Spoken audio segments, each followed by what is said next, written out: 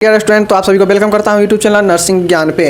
तो गाइज आज का वीडियो सेकेंड ईयर वाले के लिए है और ये ऐसा क्वेश्चन है कि आपको चाइल्ड हेल्थ नर्सिंग में 10 नंबर जो लॉन्ग क्वेश्चन होता है फिक्स है। फिक्स समझिए, यहाँ से 10 नंबर तो एक फिक्स पूछेगा ही पूछेगा और यहाँ से 5 नंबर का भी पूछ सकता है शॉर्ट क्वेश्चन। तो 10 से 15 नंबर ये टॉपिक आपको देने ही देने वाला है। एक लॉन्ग क्वेश्चन तो यहाँ से फिक्स ही है। अब कैसे फिक्स है, चलिए इस चीज़ को हम लोग जानते हैं।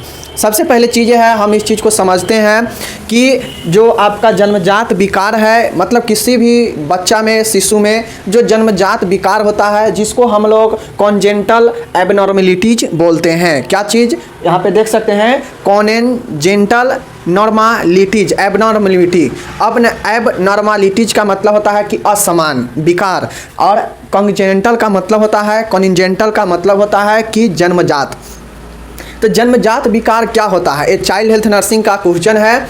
आप लोग ये एक अलग चैप्टर ही है जन्मजात विकार, और ये इसके बारे में आपको एक क्वेश्चन तो लॉन्ग में फिक्स है यहाँ से, और एक शॉर्ट क्वेश्चन भी पूछ सकता है। तो 10 से 15 नंबर ये टॉपिक आपको देगा। इस टॉपिक में आपको 2-4 क्वेश्चन बहुत ज़्यादा इंपॉर्टेंट है जिसको देखना पड़ेगा। तो सबसे पहले बात है, अगर आप इस क्वेश्चन को समझ लेते हैं जन्मजात विकार, क्योंकि 10 नंबर में जो है एग्जाम में पूछा गया है कि जो जन्मजात विकार होता क्या है, इसके सूची बनाइए और सबका नाम लिखिए। तो दोस्तों एक क्वेश्चन 10 नंबर में पूछा गया है, तो बहुत आसान है। ये क्वेश्चन तो बिल्कुल आसान है, लेकिन इसके अंदर जो कुछ क्वेश्चन है जो कि 10 नंबर वाला है, बहुत ज़्यादा इंपॉर्टेंट है। तो चलिए हम लोग देखने का प्रयास करते हैं। तो सबसे पहले जानिए कि जन्मजात विकार होता क्या है। विकार मीन्स जो स्थिति, जो कंडीशन होना चाहिए जन्म लेने पर कोई शिशु का, उससे अलग होना। मतलब कोई एक बच्चा है जो कि समान रूप से जैसा जन्म लेना चाहिए वैसा जन्म ले रहा है, और एक बच्चा है जो जन्म लिया है तो उसको कहीं ना कहीं कभी शरीर के किसी भाग पे जो है उसे कुछ ऐसे चिन्ह देखा गया जो उसके शरीर में प्रॉब्लम उत्पन्न करे, प्रॉब्लम के टाइप्स का है। जैसे आप लोग देखते होइएगा कि बहुत बच्चा जन्म लेता है तो क्या होता है, उसका ओठ कटा हुआ रहता है, उसका तालु कटा हुआ रहता है, उसका मस्तिष्क में उभरा हुआ रहता है। तो ये सब क्या है, जन्मजात विकार है। मतलब जन्म के समय से ही वो विकार उसमें मौजूद होता है, वो समस्या मौजूद होता है। उसी को हम लोग क्या कहते हैं, जन्मजात विकार कहते हैं। नाम से ये स्पष्ट है कि जन्मजात विकार मतलब जन्म बच्चा लिया और उसमें जो विकार, जो समस्या, जो चिन्ह दिखाई दिया, वही होता है जन्मजात विकार। अब ये जन्मजात जो विकार है, इसका होने का कुछ कारण है, साइंटिफिक कारण है। क्या कारण है, चलिए हम लोग बायोलॉजिकल कारण भी है देखते हैं मेडिकल में। इसका जो कारण है कि जन्मजात विकार में जब बच्चा कोई जन्म लेता है और उसमें कुछ प्रॉब्लम दिखा जाता है, हो सकता है वो लंगड़ा लूझा, विकलांगता भी हो, उसका ओठ कटा हो, तालु कटा हो अंदर से, या मस्तिष्क का उभरा हुआ हो, समान से अधिक उसका क्या हो, वजन हो। तो ये सब जो चीज़ें होता है ये जन्मजात विकार होता है। तो इसका कारण होने का ये होता है क्योंकि ये बच्चा अनुवांशिक, मतलब जो जेनेटिक्स होता है, जो जेनेटिक्स होता है उसमें कहीं ना कहीं उसका जेनेटिक्स प्रॉब्लम होगा। मतलब अनुवांशिकी, मतलब जो पीढ़ी दर पीढ़ी प्रभाव पड़ता है वो अनुवांशिकी के कारण ही प्रभाव पड़ता है। तो ये अनुवांशिकी हो सकता है उसके पीढ़ी के कुछ पीढ़ी पहले जो है उसके परिवार में वैसा आदमी जन्म लिया हो, ये भी हो सकता है। वो अनुवांशिकी के ऊपर निर्भर करता है। दूसरा है वंशानुगत। वंशानुगत का मतलब होता है कि जो पीढ़ी दर पीढ़ी चल रहा है। हो सकता है किसी का ओठ कटा हो तो हो सकता है उसके माता पिता या भाई उई में या किसी चचा में किसी का जो है ये वंशानुगत चला आ रहा है, मतलब उसके परिवार में किसी न किसी को इससे पहले हुआ हो, तो ये भी एक कारण होता है। दूसरा है ऑक्सीजन अल्पता, मतलब हाइपोक्सिया।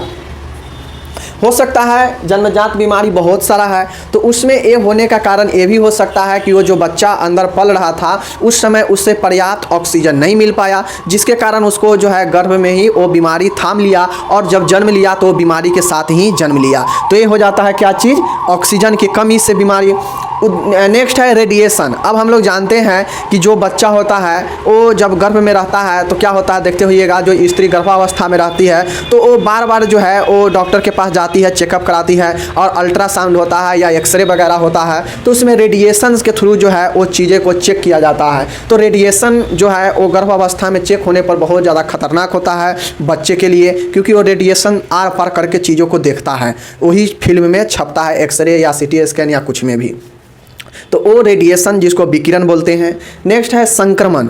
अब कुछ ऐसे संक्रमण है जो संक्रमण माता को अटैक कर गया तो वो संक्रमण जो है बच्चा को भी होगा, और वो संक्रमण जो होगा वो गर्भ में ही जो है बच्चा को बीमारी थाम लेगा, और बच्चा जब जन्म लेगा तो बीमारी से ग्रसित ही लेगा और उसको आगे भी परेशान कर सकता है। तो संक्रमण भी एक कारण है।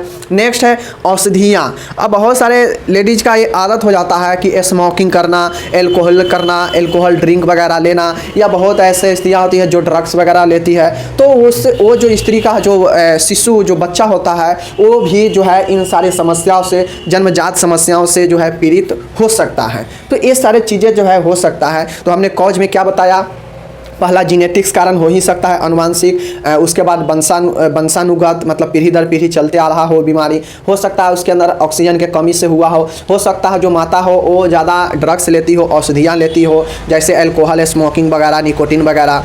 उसके बाद हो सकता है जो बच्चा जो है वो संक्रमण उसको इफेक्टेड किया हो गर्भ में, हो सकता है गर्भ में ही उसको जो है रेडिएशन के थ्रू जो है वो उसको हानि पहुंचा हो, क्षति पहुंचा हो। तो ये सब जो कारण है वो जन्मजात विकार के जो है उत्पन्न करने का कारण बनता है। तो कारण में ये सब आसान है, लिख दीजिएगा। अब आपसे इसमें पूछेगा कि जन्मजात बीमारियां, जन्मजात विकार कौन कौन से है, सूची बनाइए। तो देखिए बहुत ज़्यादा इम्पोर्टेंट है, इस चीज़ को अगर आप ध्यान में रखते हैं तो आपको जो है बहुत फ़ायदा करेगा, क्योंकि यहीं से क्वेश्चन जो है उठता है। तो देखिए कुछ ऐसे बीमारियां हैं जो कि जन्म के समय से ही रहता है, तो वो बीमारियां का लिस्ट हमको लिखना है, 10 नंबर में पूछा गया है।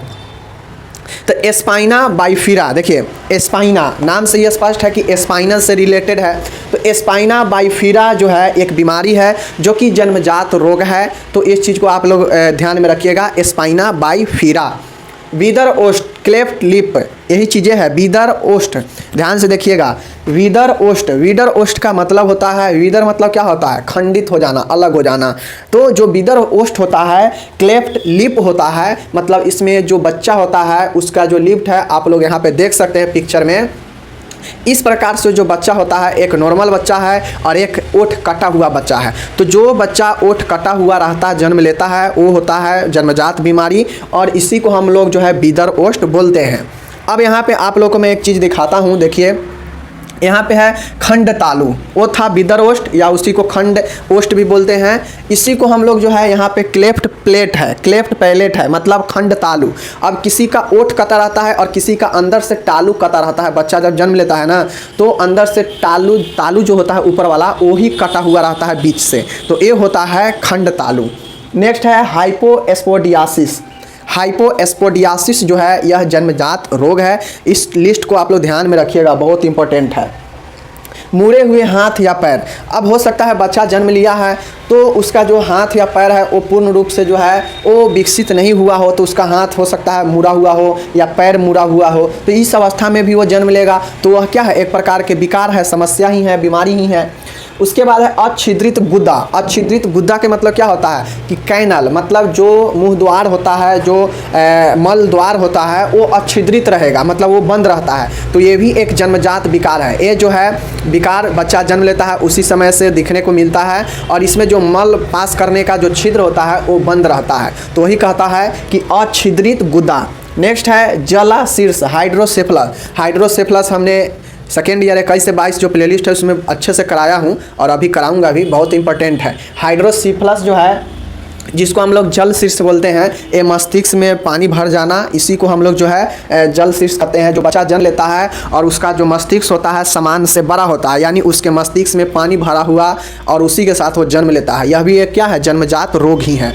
नेक्स्ट है पाइलोरिक एस्टोनोसिस। पाइलोरिक एस्टोनोसिस को हम लोग पाइलोरिक संकुचन कहते हैं, और ये भी क्वेश्चन अपने आप में बहुत ज़्यादा इंपॉर्टेंट है लॉन्ग के लिए। तो इस सारे चीज़ को हम लोग देखेंगे, पहले लिस्ट देख लेते हैं। तो पाइलोरिक एस्टोनोसिस भी एक है। नेक्स्ट है मस्तिष्क पक्षाघात। अब कोई बच्चा जन्म लेता हो तो हो सकता हो मस्तिष्क पक्षाघात, मतलब ब्रेन पैरालिसिस ही उसको हो, मतलब ब्रेन उसका काम नहीं कर रहा हो, इधर रख दीजिए ब्रेन तो इधर ही, इधर ब्रेन रख दीजिए तो इधर ही, ऐना कर दीजिए तो ऐसे ही, मतलब जिस साइड से उसका ब्रेन हिल डुल रहा है, ब्रेन उसका जो है मतलब कोई रिस्पॉन्स नहीं है ब्रेन में, तो वही होता है पक्षाघात, पैरालिसिस, ब्रेन पैरालिसिस। नेक्स्ट है मूत्राशय का बहिर्परिवर्तन।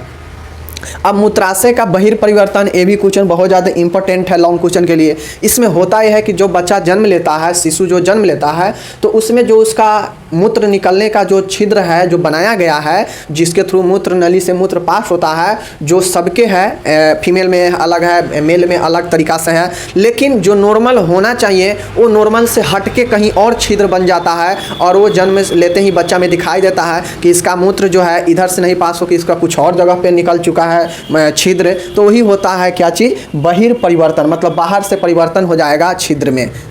नेक्स्ट है डाउन सिंड्रोम। इसमें जो होता है डाउन सिंड्रोम एक बीमारी है और ये भी क्या है, एक जन्मजात रोग है। नेक्स्ट है वेंट्रिकुलर सेप्टल डिफेक्टेड VSD, और ये जो है वेंट्रिकुलर जो है आँख वाला प्रॉब्लम होता है, वेंट्रिकुलर सेप्टल डिफेक्टेड VSD जो होता है ये भी आपको जो है ये एक जन्मजात बीमारी है। तो देखिए दोस्तों, आपको जन्मजात एक क्वेश्चन अगर पूछेगा कि जन्मजात विकार होता क्या है, क्या कारण है और इसके सूची बनाइए, तो आप लोग को 10 नंबर में लिख देना है कि जन्मजात विकार क्या है और कॉज में ये लिख देना है और इसके सूची आपको यहाँ तक लिख देना है, आपको 10 नंबर मिल जाएगा। बट अब इससे इंपॉर्टेंट क्वेश्चन क्या है मैं आपको अब बताता हूँ, देखिएगा ध्यान से। सबसे पहला चीज़ है आपको स्पाइना बाइफिवरा, ये जो क्वेश्चन है ये वाला बहुत ज़्यादा इंपॉर्टेंट है, ध्यान दीजिएगा। दूसरा क्वेश्चन है वीदरओस्ट, ये भी बहुत ज़्यादा इंपॉर्टेंट है, 10-10 नंबर में। ये सब अलग अलग क्वेश्चन है, इसको पढ़ेंगे हम लोग, इसको डिटेल्स में पढ़ेंगे, इसका लक्षण, कारण, निदान, क्या उपचार होगा, सब चीज़ इसमें पूछता है। तो ये मत समझिए कि ये एक एक लाइन में है तो ये क्वेश्चन नहीं है, बहुत ज़्यादा इंपॉर्टेंट है। स्पाइना बाइफिरा, वीदरओस्ट, और मैं इधर बताता हूँ आप लोग को। उसके बाद है खंड तालु, उतना इंपॉर्टेंट नहीं है। उसके बाद है आपको जल शीर्ष, ये वाला जो है जल शीर्ष बहुत ज़्यादा इंपॉर्टेंट है, ध्यान में आप लोग रखिएगा, जल शीर्ष बहुत ज़्यादा इंपॉर्टेंट है। पाइलोरिक स्टेनोसिस भी बहुत ज़्यादा इंपॉर्टेंट है, मीन्स पाइलोरिक संकुचन। उसके बाद आपसे डाउन सिंड्रोम शॉर्ट क्वेश्चन के लिए इंपॉर्टेंट है, डाउन सिंड्रोम शॉर्ट क्वेश्चन के लिए।